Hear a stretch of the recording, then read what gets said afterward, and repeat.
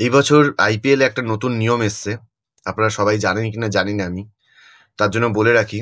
যদিও নিয়মটা একটা স্পেশাল প্লেয়ারের জন্যই আনা হয়েছে, মহেন্দ্র সিং ধোনি। নামটাই যথেষ্ট যে কোনো জিনিস বোঝানোর জন্য। নিয়মটা হচ্ছে ধোনির জন্য, যে প্রতি টিমে, আপনারা সবাই এমনিতেই জানতেন যে প্রতি টিমে প্রতি ম্যাচে অন্ততপক্ষে একটা আনক্যাপ প্লেয়ার খেলাতেই হবে। আনক্যাপ প্লেয়ার মানে যে ন্যাশনাল টিমে এখনো চান্স পায়নি বা তার ডেবিউ হয়নি কোনো রকম ন্যাশনাল প্লেয়ার খেলায়, তাকে বলা হয় আনক্যাপ প্লেয়ার। তো সেই জায়গায় এখন ধোনিকে দেখানো হয়েছে, ধোনি যেহেতু 4-5 বছর আগে রিটায়ার হয়ে গেছে ন্যাশনাল টিম থেকে, লাস্ট 4-5 বছরে ন্যাশনাল টিমের হয়ে কোনো ম্যাচ খেলেনি, তার জন্য সে নাকি এখন আনক্যাপ প্লেয়ার। তার জন্য তার দাম পড়ে গিয়ে 4 কোটি টাকায় সে সেলিং হয়েছে, তাকে রাখা হয়েছে, রিটার্ন করা হয়েছে। এবার আমার একটা প্রশ্ন আছে, আমি জানি না এই নিয়মটা আগে গিয়ে লাগু হবে কিনা বা এটা থাকবে কিনা, যে প্রতি টিমে একটা করে আনক্যাপ প্লেয়ার খেলাতেই হবে। যদি সেটাই হয়ে থাকে, আর যদি ধোনি আনক্যাপ প্লেয়ার হিসেবে থেকে থাকে, যেটা কনফার্ম হয়ে রয়েছে যে ধোনি আনক্যাপ প্লেয়ার, যদি সেটাই হয় তাহলে চেন্নাইয়ের টিম এবছরে কোনো আনক্যাপ প্লেয়ার চান্স পাবে না, যদি ন্যাশনাল টিমের প্লেয়ার প্রপার থাকে।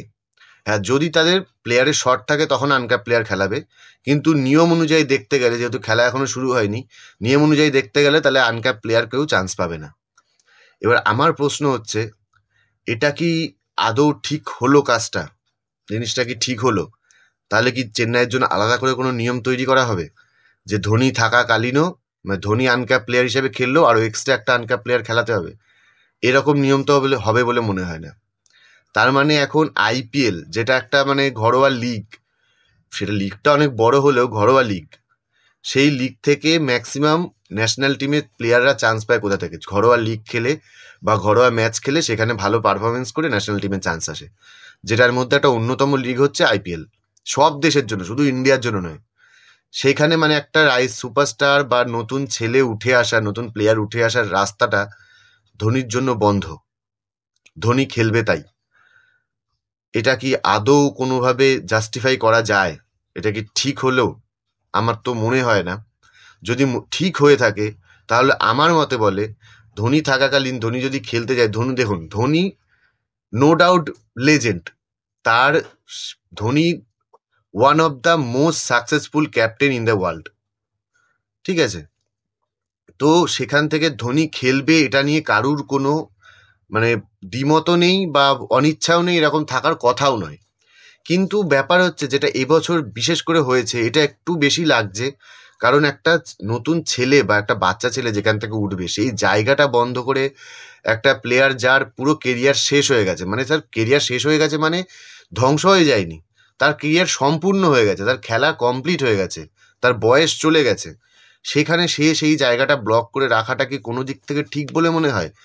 যদি ঠিক না হয়, তাহলে প্রত্যেক ম্যাচে অন্ততপক্ষে তারা এইটা অন্তত প্রেস মিট করে বা কোথাও গিয়ে এটা বলুক, কমিটমেন্ট করুক, যে ধোনি থাকাকালীনও প্রত্যেক ম্যাচে একটা করে আনক্যাপ প্লেয়ার খেলানো হোক।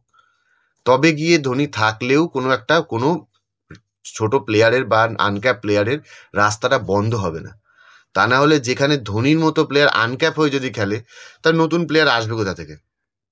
কালকে বিরাট কোহলি, রোহিত শর্মা যদি ন্যাশনাল টিম থেকে রিটার্ন নিয়ে নেয়, তারাও যদি বলে আমরা আনক্যাপ প্লেয়ার হয়ে খেলবো, তাহলে তো নতুন কোনো প্লেয়ার উঠবেই না। কারণ বিরাট কোহলি, রোহিত শর্মা, ধোনি এখন যে লেভেলে চলে গেছে, যত বড় প্লেয়ার হয়ে গেছে, বা তাদের যা ফ্যান ফলোয়িং, তাদেরকে কোনো টিম ছাড়বেও না, আর ছাড়ার সামর্থ্যও তাদের নেই।